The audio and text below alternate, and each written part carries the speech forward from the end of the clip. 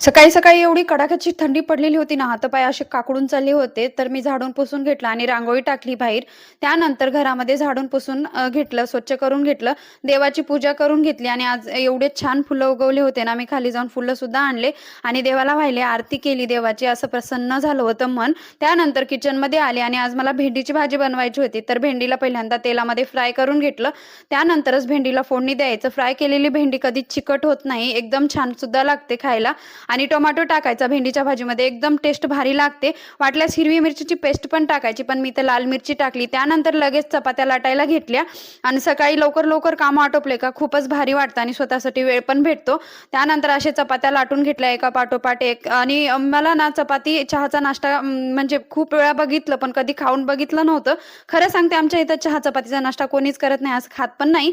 तर खरंच मला खूप छान लागला आणि आवडला सुद्धा, तर मी ट्राय केला.